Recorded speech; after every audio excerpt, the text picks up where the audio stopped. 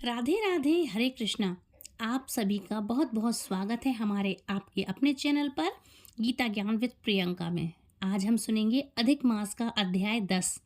तो अध्याय 10 में महातेजस्वी क्रोधी दुर्वासा ने विचार करके ऋषि कन्या को क्या हितकारी उपाय बतलाया, जो कि अध्याय 10 में नारद जी ने बोला था। तो नारद जी यही बोले कि तपोनिधि महातेजस्वी क्रोधी दुर्वासा ने विचार कर ऋषि कन्या को क्या हितकारी उपाय बतलाया, सो मुझसे कहिए। तभी सूत जी बोले, हे ब्राह्मणों, नारद का प्रश्न सुनकर श्री नारायण बोले, हे नारद सुनो, मेधावी ऋषि की पुत्री का दुख दूर करने के लिए कृपालु मुनि ने जो गुप्त उपाय कहा वह मैं कहता हूँ।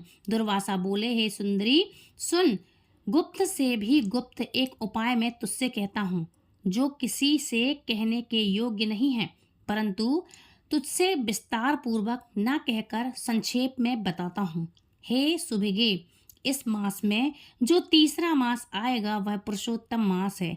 हे रमणी, उस मास में तीर्थ में स्नान कर लेने से मनुष्य भ्रूण हत्या के पाप से भी छूट जाता है।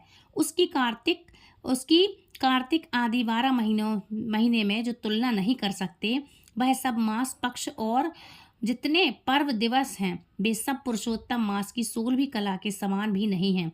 वेद में जितने साधन और जितने परम पद प्राप्ति के जो साधन कहे हैं वे भी उसकी 16वीं कला के बराबर नहीं हैं। 12,000 वर्ष तक गंगा स्नान करने से और सिंह की बृहस्पति में गोदावरी में एक बार स्नान करने से जो फल प्राप्त होता है, हे सुंदरी, वही फल कहीं भी एक बार पुरुषोत्तम मास में स्नान कर लेने से प्राप्त हो जाता है। श्री कृष्ण के प्रिय इस पुरुषोत्तम मास में स्नान, दान, जप, तप इत्यादि करने से सब मनोवांछित फल प्राप्त होते हैं। इसलिए तुम शीघ्र ही पुरुषोत्तम मास की आराधना शुरू कर दो। मैंने भी इसका सेवन किया है। हे बाले, एक समय की बात है कि मैंने क्रोधित होकर राजा अम्बरीश को भस्म करने के लिए कृत्या नाम की राक्षसी भेजी थी। तब हरि भगवान ने अपना तेजोमय जलता हुआ चक्र मुझसे भी भस्म करने को मेरे पीछे भेज दिया, अर्थात मुझे भस्म करने को मेरे पीछे भेज दिया था। परंतु मेरे पुरुषोत्तम मास के व्रत करने से सुदर्शन चक्र वापस चला गया। हे सुंदरी, उस चक्र में त्रिलोकी को भस्म कर देने की शक्ति है, परंतु वह मेरा कुछ भी नहीं बिगाड़ सकता। तो मुझे बड़ा आश्चर्य हुआ। हे सुभगे, इससे तुम श्रीमान पुरुषोत्तम मास का सेवन करो, तुम्हारे दुर्भाग्य के दिन फिर जाएंगे। मुनिराज मुनि कन्या से ऐसा कहकर चुप हो गए। तब श्री कृष्ण बोले, हे युधिष्ठिर, दुर्वासा के वचन सुनकर होनहार के वश वह मूर्ख मुनि बाला मन में क्रोध करके मुनि श्रेष्ठ दुर्वासा से बोली, हे ब्राह्मण, हे मुनिवर, आपका कथन मुझको अच्छा नहीं लगा। क्या माघ आदि निसार हो गए? क्या कार्तिक मास का महत्व कम हो गया? यह समझकर बतलाइए, क्या वैशाख मास इच्छित फल नहीं देता? क्या सदा शिव से लेकर जितने देवता हैं वे आराधना करने से इच्छा फल नहीं देते? पृथ्वी पर सूर्य देवता जितने प्रत्यक्ष दर्शन हैं वे तथा अंबिका देवी मनोरथ पूरा नहीं करती? व्यक्तिपात आदि रोग और शिव आदि देवताओं का उल्लंघन करके पुरुषोत्तम मास की प्रशंसा करते हुए क्या आपको लज्जा नहीं आती? यह मलमास तो सब कर्मों में निंदित है। हे मुनि, सूर्य संक्रांति रहित मलमास को आप श्रेष्ठ कैसे कहते हो? मैं सब दुखों से पार करने वाले श्रीहरि को जानती हूँ। हे भूदेव, मैं रात दिन विचार कर यह देखती हूँ कि जानकी जीवन राम और पार्वती शंकर से बड़ा अन्य कोई देवता नहीं है जो मेरा दुख दूर कर सके। हे विप्रेंद्र, हे मुने, मैं इनको छोड़कर मलमास की क्यों पूजा का आराधना करूं? ब्राह्मण पुत्री के मुख से यह सुनकर क्रोधी मुनि का शरीर क्रोध से जलने लगा, नेत्र लाल हो गए, तो भी दयान्द्र हो अर्थात दया के वश में होकर के मित्र की पुत्री को श्राप नहीं दिया। उन्होंने कैसे अपने क्रोध को कंट्रोल किया? क्योंकि सभी जानते हैं ऋषि दुर्वासा क्रोध के लिए जाने जाते हैं, पल में श्राप दे देते हैं, इसलिए उन्होंने अपने गुस्से को कंट्रोल किया और यह सोचने लगे कि यह मूढ़ बुद्धिहीन अपना हित अनहित को नहीं जानती। पुरुषोत्तम मास महात्म्य को पंडित लोग भी नहीं जानते, फिर कम बुद्धि वाले पुरुष और विशेष करके कुमारी कन्या कैसे जाने यह बिना माता पिता की अनाथ बालिका दुख रूपी अग्नि से तपित है। अर्थात ये अनाथ बालिका है, इसको कौन समझाएगा इस पुरुषोत्तम मास की महिमा को। यह मेरा अत्यंत उग्र श्राप कैसे सहेगी। यह सोचकर मन में दया आने के कारण क्रोध को दूर करते हुए मुनि शांत चित होकर उस कन्या से बोले, अरे अबोध बालिका, मित्र की कन्या होने के कारण मैं तुझ पर कुपित नहीं हूँ। मुझे जो अच्छा लगे वही कर, तुझे जो अच्छा लगे तू वही कर। हे बाले, मैं तुझे कुछ भविष्य की बात बता रहा हूँ, उसे सुन। तूने जो पुरुषोत्तम मास का निरादर किया है उसका फल तुझे अवश्य ही मिलेगा, चाहे इस जन्म में मिले या अगले जन्म में मिले। अब मैं नर नारायण के आश्रम बद्रीनाथ धाम को जाता हूँ। हे भीरू, तू अपने अलल्हड़पन के स्वभाव के कारण अपना भला बुरा नहीं सोच सकती। मेरा यहाँ बहुत समय व्यतीत हो गया है। शुभ अशुभ होनहार को कोई नहीं मिटा सकता। मैं जा रहा हूँ, तेरा कल्याण हो। श्री कृष्ण जी बोले। ऐसा कहकर महाक्रोधी तपस्वी मुनि तुरंत चले गए। पुरुषोत्तम मास का अनादर करने के कारण वह कन्या उसी क्षण कांतहीन हो गई। उसने विचार किया कि मैं तत्काल फलदाता पार्वती पतिदेव देवेश शिव शंकर की तपस्या द्वारा आराधना करूंगी। हे राजन, मेधावी ऋषि की पुत्री मन में ऐसा निश्चय करके अपने आश्रम में ही रहकर शिव जी का महाकठिन तप करने को तैयार हुई। सूत जी बोले, वह बाला मुनि के प्रबल वचन त्याग कर समस्त फल के देने वाले लक्ष्मी नारायण की उपासना को छोड़कर तथा सावित्री पति ब्रह्मा को छोड़कर केवल शंकर जी की पूजा करने लगी। इस तरह से अध्याय 10 समाप्त हुआ। अब बात करेंगे अधिक मास कथा की अध्याय 11 के बारे में। 11वें अध्याय में नारद जी बोले, हे महामुनि, ऋषि कुमारी जो तप मुनियों को भी दुष्कर कार्य है वह उसे कैसे करने लगी, ये हमें भी सुनाइए। श्री नारायण बोले, उस कल्याणी ने शांत सनातन 5 मुखी शिव का चिंतन कर अति दारुण तप आरंभ किया। सर्पों के आभूषण नंद और भृंगी गण से सेवित 24वें तत्वों और तीनों गुणों से संबंधित 8 महासिद्धियों, प्रकृति एवं पुरुष से युक्त, मस्तक पर अर्धचंद्र एवं जटा मुकुट से सुशोभित ऐसे भगवान शिव का ध्यान कर वह बाला ग्रीष्म ऋतु के सूर्य में पंचाग्नि के मध्य बैठकर परम तप करने लगी। हेमंत और शिशिर ऋतु में ठंडे जल में बैठकर मुख को जल के ऊपर करके तप करने लगी। उस समय वह ऐसी प्रतीत हुई मानो जल में कमलिनी कमलियाँ खिली हों, अर्थात कमल खिले हुए हों। सिर के नीचे काले बाल से ऐसे सुशोभित होते थे कि मानो लताएं फैली हुई हों। शीत के कारण उसके रद्र से निकलता हुआ धुआं ऐसा प्रतीत होता था मानो कमल के कमरदन का पान करके भंवरे निकल रहे हों।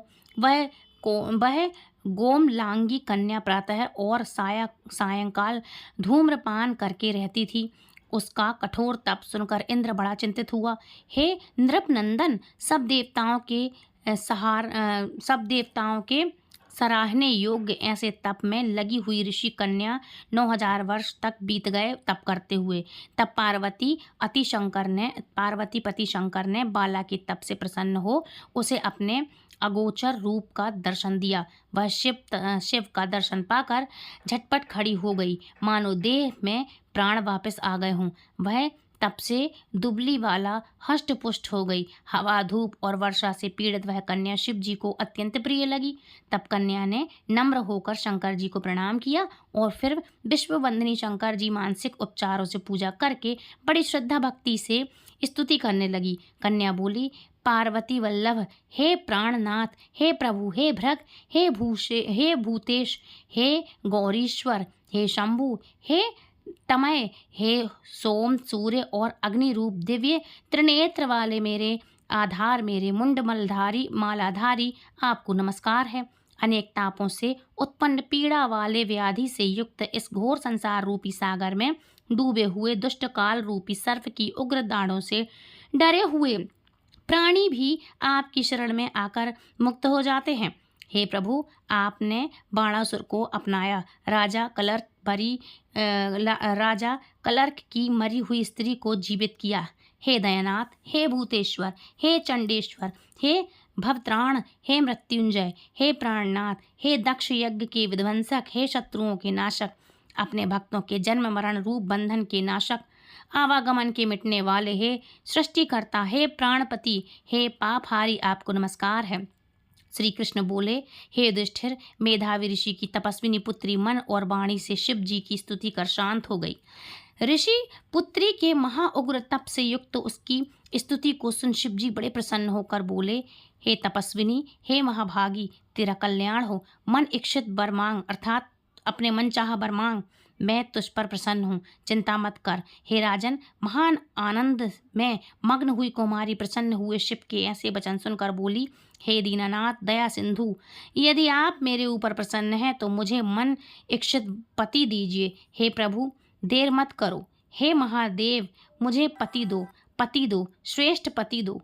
मैं पति मांगती हूँ, इसके अतिरिक्त और कुछ नहीं चाहती। ऐसा कहकर वह चुप हो गई। महादेव जी यह सुनकर मुनि कन्या से बोले, हे मुनि कन्या, तूने जो कहा है वही होगा। तूने 5 बार पति कहकर वर मांगा है, इसलिए हे सुंदरी, तेरे 5 पति होंगे। वे सब शूरवीर, धर्मवेत्ता, साधु, सत्यवादी, सन्यासी, पराक्रम, जवान, अपने गुणों से विख्यात, सत्य प्रतिज्ञ, जितेंद्रिय, तुझे सब सुख देने वाले और सभी गुणवान राजलोकोक्त उत्पन्न होंगे। श्री कृष्ण बोले, शंकर जी के ऐसे वचन सुनकर वह कांपते हुए बोली, हे उमाकांत, ऐसा अनीतिपूर्ण वर देखकर मेरा संसार में तमाशा ना बनाए, क्योंकि एक स्त्री का एक ही पति होता है। 5 पति वाली कोई स्त्री कहीं भी ना देखी है और ना ही सुनी है। हाँ, यह संभव है कि एक पुरुष के 5 स्त्रियां तो हो सकती हैं, लेकिन एक स्त्री के 5 पति नहीं हो सकते। हे शंभु, आपकी आराधिका होकर मैं 5 भर्ता वाली कैसे हो सकती हूँ, अर्थात 5 पतियों वाली कैसे हो सकती हूँ। हे कृपानिधे, ऐसा कहना आपको शोभा नहीं देता। मैं आपकी हूँ, अतः आपको ही लज्जा आनी चाहिए। कन्या के ऐसे वचन सुनकर शंकर जी फिर उससे बोले, हे भीरू, इस जन्म में तुमको पति सुख नहीं मिलेगा, परंतु तेरे अगले जन्म में जब तू अपने तपोबल से अयोग्नि जा अग्निकुंड से उत्पन्न होगी, तब तू पति सुख को प्राप्त परम पद को पावेगी। तूने मेरे प्रिय स्वरूप दुर्वासा का अपमान किया है। हे शुभ्रे, यदि दुर्वासा कुपित हो जाएं तो वे तीनों लोगों को भस्म कर दें। तूने अहंकारवश ब्रह्मा तेज का तिरस्कार किया है और भगवान के प्रिय पुरुषोत्तम मास का सेवन नहीं किया, जिसको श्री कृष्ण ने अपना सब ऐश्वर्य सौंपा है। हे बाले, मैं ब्रह्मा से लेकर समस्त देवता और नारद से लेकर जितने तपस्वी लोग हैं, वे सब श्री कृष्ण की आज्ञा का पालन करने वाले हैं। उनकी आज्ञा का उल्लंघन कौन कर सकता है। हे मूढ़ कन्या, दुर्वासा के कहने पर भी लोग पूजित मास तूने नहीं पूजा, अतः हे दजात्म, तेरे 5 पति अवश्य होंगे। पुरुषोत्तम मास के खंडन करने से अब यह टल नहीं सकता। जो इस मास की निंदा करता है वह उसके विपरीत फल पाकर घोर नरक में जाता है। जो मनुष्य पुरुषोत्तम मास के भक्त हैं, वे पुत्र पौत्र और धन से संपन्न होकर इस लोक और परलोक की सिद्धि को प्राप्त करते हैं। हम सब देवता भी पुरुषोत्तम मास के सेवक हैं, जिससे पुरुषोत्तम भगवान प्रसन्न होते हैं। ऐसे सेवन करने योग्य श्रेष्ठ मास को क्यों न पूजे। अत्यंत महान महात्माओं का वचन कैसे मिथ्या हो सकता है। तू ही बता। सदा बोलने वाले मुनियों की वाणी अनुकरणीय है। नीलकंठ महादेव ऐसे कहकर तत्काल अंतर्ध्यान हो गए। तब वह बाला अपने झुंड से बिखरी हुई मृगी की भांति चकित होकर इधर उधर देखती हुई रह गई। सूत जी बोले, हे मुनियों, दूज के चंद्रमा की युक्त भाल वाले सदाशिव के अंतर्ध्यान होने पर जैसे इंद्र को वृत्तासुर दैत्य का वध करने पर ब्रह्म हत्या लगने के कारण चिंता हुई थी, उसी प्रकार मुनि कन्या को दुर्वासा के वचनों का उल्लंघन करने के कारण चिंता समा गई उसके मन में। 11वां अध्याय समाप्त हुआ। अध्याय 12 की बात करेंगे अगले अध्याय में। अध्याय 12 शुरू करते हैं। अध्याय 12 में नारद जी बोले, हे नाथ, शंकर जी के चले जाने पर चित्तातुर उस बाला ने क्या किया। सेवा धर्म और सिद्धि के लिए मुझ दीन की सुनने की इच्छा है, सो कहो। श्री कृष्ण नारायण बोले। इसी प्रकार युधिष्ठिर ने श्री कृष्ण भगवान से पूछा, पूछा था, तब भगवान ने युधिष्ठिर से जो कुछ कहा था वह मुझसे सुनो।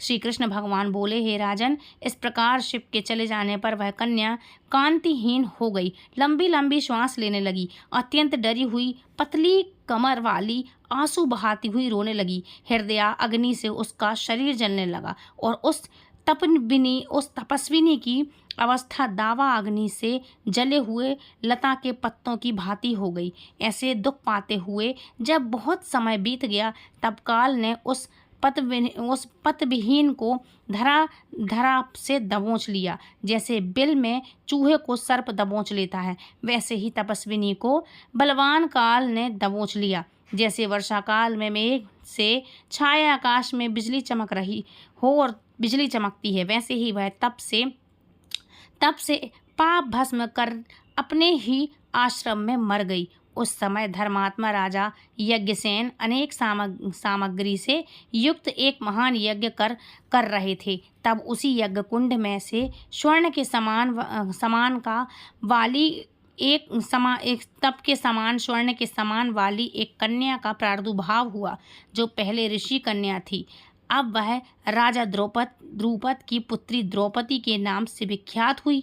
हे राजन, इसको स्वयंवर में अर्जुन ने मत्स्यभेद करके भीष्म, कर्ण आदि बहुत से राजाओं का मान मर्दन करके प्राप्त किया था। श्री नारायण बोले, हे नारद, उसी द्रौपदी को दुष्ट दुशासन ने बाल पकड़कर खींचा था और कर्ण ने शूल जैसे कटु वचन सुनाए थे। श्री कृष्ण बोले, हे राजन, पुरुषोत्तम मास के त्यागने से मैंने भी इसको त्याग दिया। जब अत्यंत स्नेह के साथ मेरा नाम ले लेकर यह बार बार चिल्लाई कि हे दामोदर, हे दया सिंधु, हे कृष्ण, हे जगतपति, हे नाथ, रमानाथ, हे केशव, हे कलेश नाशन करने वाले, मेरे माता पिता, भाई बंधु, सखी, भांजा, बहन, इष्ट मित्र, पति आदि कोई भी नहीं है। हे ऋषिकेश, मेरे तो सब कुछ आप ही हैं। हे गोविंद, दुशासन मेरा भरी सभा में अपमान कर रहा है, क्या आप इसे नहीं देख रहे हैं? दुशासन द्वारा खींची गई द्रौपदी पहले मुझ पुरुषोत्तम को भूल गई थी, परंतु जब इसने मुझे याद किया, तब हे राजन, मैं तत्काल गरुड़ पर चढ़कर वहां आया और अनेक प्रकार के वस्त्रों से इसको आच्छादित कर दिया। जो सदा मुझ में स्नेह करने वाली, मुझे अत्यंत प्यारी पतिव्रता, मेरे प्राण तुल्य और मेरी प्रिय सखी थी, ऐसे द्रौपदी को भी पुरुषोत्तम के अनादर करने के कारण मैंने उपेक्षा कर दी थी। अतः पुरुषोत्तम का अनादर करने वाले को मैं गिरा देता हूँ। सब प्रकार से यह पुरुषोत्तम मास मनुष्यों, मुनियों तथा देवताओं को भी मान्य है और मन इच्छित फल देने वाला है। इससे अब आने वाले पुरुषोत्तम मास की आराधना करो, ताकि 14 वर्ष पूरे होने पर तुम्हारा अवश्य कल्याण होगा। हे पांडुपुत्र, राजसभा में जिन ने भी द्रौपदी के केश को खींचते हुए देखा है, मैं उसकी स्त्रियों के बालों को क्रोध से उखाड़ दूंगा और दुर्योधन आदि राजाओं को यमलोक पहुंचाकर सब शत्रुओं का नाश करके तुम्हें सम्राट बना दूंगा। हे राजन, मुझे लक्ष्मी जी, बलदेव जी, माता देवकी, सत्याकी, प्रद्युम्न आदि कोई भी इतना प्रिय नहीं है जितना मुझको मेरे भक्त प्रिय हैं। जिसने मेरे भक्तों को सताया है, मैं उसे सदा पीड़ित करता हूँ। हे पांडुपुत्र, मेरा उसके समान कोई शत्रु नहीं है, मैं उसकी ओर देखता भी नहीं हूँ। उसको यमराज ही दंड देने के अधिकारी हैं। श्री नारायण बोले, इस प्रकार भगवान श्री कृष्ण द्रौपदी और 5 पांडवों को समान द्वारिकापुरी जाने की इच्छा से बोले, हे राजन, अब मैं अपने विरह में विकल द्वारिकापुरी को जा रहा हूँ, जहाँ महाभाग वासुदेव जी, बड़े भाई बलदेव जी, माता देव की, गंधसाब और आहुक, उग्रसेन आदि यादव लोग, रुक्मणी आदि मेरी पत्नियां, यह सब मेरे आने की प्रतीक्षा में टिकटिकी लगाकर मेरे दर्शन की उस उत्कंठा में, मेरे चिंतन में लगे हुए हैं। श्री कृष्ण बोले, श्री कृष्ण भगवान के ऐसा कहने पर और उनके जाने के अभिप्राय को समझकर 5 पांडु पुत्र गंधकंठ से बोले, हे जनार्दन, जैसे जलचर प्राणियों का जल ही जीवन है, वैसे हमारे जीवन भी आप ही हैं। आप जा रहे हैं, जाइए, परंतु थोड़े ही दिनों में हमको दर्शन दीजिएगा, क्योंकि सब लोग यही कहते हैं कि पांडवों के नाथ श्री कृष्ण ही हैं, त्रिलोक में और कोई नहीं है। अतः हमारी आप सदा रक्षा करते रहें। हे जगदीश्वर, भले बुरे जैसे भी हैं, हम सब आपके ही हैं, भूल मत जाइएगा। हमारे चिंत रूपी भ्रमरों का जीवन आपके पद रूपी आपके कमलों के आसीन हैं। आप ही हमारे जीवन के आराध्य हो और आधार हो। हम बार बार यही प्रार्थना करते हैं। पांडुपुत्र ऐसा कहकर उनके पीछे पीछे चलने लगे। तब श्री कृष्ण भगवान प्रेम मग्न हो रथ में धीरे धीरे बैठकर पांडव पुत्रों को लौटाकर द्वारिकापुरी चले गए। श्री कृष्ण बोले, द्वारिका जी कृष्ण के द्वारिकापुरी चले जाने के बाद युधिष्ठिर अपने भाइयों सहित तप नियम व्रत करते हुए तीर्थ यात्रा को चल दिए। हे नारद, जब भगवान के प्रिय पुरुषोत्तम मास में मन लगाकर और श्री कृष्ण बल वचन स्मरण कर द्रौपदी और छोटे भाइयों से युधिष्ठिर बोले, आहा, हमने पुरुषोत्तम मास का कितना उच्च महात्म्य सुना है। इसकी आराधना के बिना मनुष्य कैसे सुखी रह सकता है। इस लोक में वही पूज्य धन और श्रेष्ठ है जो अनेक प्रकार के नियमों से पुरुषोत्तम की पूजा करे। इस प्रकार तीर्थ यात्रा करते हुए पुरुषोत्तम मास आ गया। सब ने विधि अनुसार नियम धारण किया। हे मुनि, 14 वर्ष भी पूरे हो गए। तब श्री कृष्ण की कृपा से उन्होंने भारतवर्ष का निष्कंटक राज्य प्राप्त किया। पहले सूर्यवंशी राजा दृढ़धन वह पुरुषोत्तम के ही सेवन से महालक्ष्मी पाकर पुत्र पौत्र का सुख तथा अनेक प्रकार के भोगों को भोग कर अंत में हरि के लोक को गया। हे मुनि, सप्तम में पुरुषोत्तम मास का अतुल महात्म्य करोड़ों कल्पों में भी कहने में असमर्थ नहीं हूँ, मैं समर्थ नहीं हूँ। सूत जी बोले, हे विप्रों, यद्यपि मैंने पुरुषोत्तम मास का महात्म्य वेद व्यास जी से सुना है तो भी कहने में असमर्थ हूँ। संपूर्ण महात्म्य को या तो आप नारायण ही जानते हैं या साक्षात वैकुंठवासी हरि जानते हैं। सब ब्रह्मादि देवता गोलोकनाथ श्री कृष्ण के सिंहासन को नमस्कार करते हैं और स्वयं पूजने वाले देवता भी पुरुषोत्तम मास का महात्म्य नहीं जानते, फिर मनुष्य कैसे जान सकते हैं। 12वां अध्याय समाप्त हुआ। बोलिए भगवान श्री कृष्ण की जय हो। अध्याय 13 हम अगले अध्याय में करेंगे। बोलो भगवान श्री कृष्ण की जय हो, देवों के देव महादेव की जय हो और अधिक मास की जय हो। हरे कृष्णा, हरि बोल। Please do like, share and subscribe. Radhe Radhe.